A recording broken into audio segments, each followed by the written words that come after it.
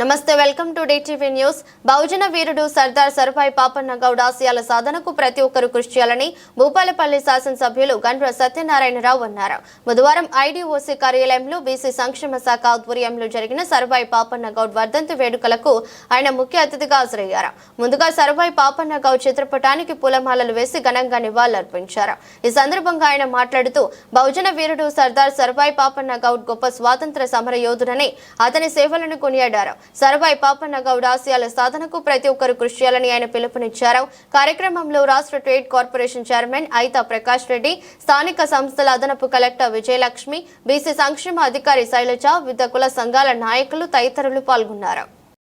మనందరం కూడా ఆదర్శంగా తీసుకొని వారి అట్టడుగున అనగారిన వర్గాల కొరకు పోరాడిన యోధులు ఎవరైతే ఉన్నారో ఈ రాష్ట్ర ప్రభుత్వం కూడా గౌరవనీయులు రాష్ట్ర ముఖ్యమంత్రి రేవంత్ రెడ్డి గారి నాయకత్వంలో కాంగ్రెస్ పార్టీ అధ్యక్షుడిగా పిసిసి అధ్యక్షుడిగా ఒక గౌడ కుల సంఘానికి అధ్యక్ష హోదా ఇచ్చి బీసీలకు బలైన వర్గాలకు 96 కులాలకు సంబంధించినటువంటి బీసీ కులస్తులను ఒక చట్టబద్ధత దేవాలని ఈ రోజు భారతదేశ చరిత్రలో మొదటగా అసెంబ్లీలో బిల్లు పెట్టి అసెంబ్లీలో తీర్మానం చేసి కేంద్ర ప్రభుత్వానికి పంపించి మరి ప్రవేశపెట్టిన ఏకైక ముఖ్యమంత్రి, ఏకైక ప్రభుత్వం భారతదేశంలో మొదటి ముఖ్యమంత్రి కాంగ్రెస్ ప్రభుత్వం రేవంత్ రెడ్డి నాయకత్వం అని సందర్భంగా తెలియజేస్తున్నా.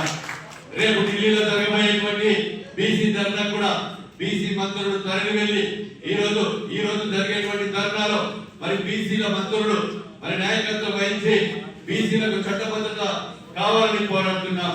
మోడీ ప్రభుత్వం మీద ఒత్తిడి తేవడం జరుగుతుంది. మోడీ ప్రభుత్వం కనుక 42% ఉద్యోగాలలో, విద్యలో, అదేవిధంగా చట్టసభలో రాజకీయంగా రిజర్వేషన్ కల్పించకపోతే కాంగ్రెస్ పార్టీ ఈ రాష్ట్రంలో 42% సర్పంచ్, ఎంపీటీసీ, జెడ్పీటీసీ, మండల పరిషత్, జిల్లా పరిషత్లో కూడా 42% మరి పార్టీ పరంగా ప్రకటించుకోవడం ఇది శుభ పరిణామం అని మీకు ఈ సందర్భంగా నేను తెలియజేస్తున్నా. కనుక సోదరులారా, ఈ రోజు అట్టడుగున అనగారిన వర్గాలకు ఏదైతే పేదలు ఉన్నారో ఆ పేదలందరికీ ఇల్లు లేని నిరుపేదలు, మట్టి గోడలతో పూరి గుడిసెల్లో ఉన్నటువంటి వాళ్ళందరికీ కూడా ముఖ్యమంత్రి గారు చెప్పారు.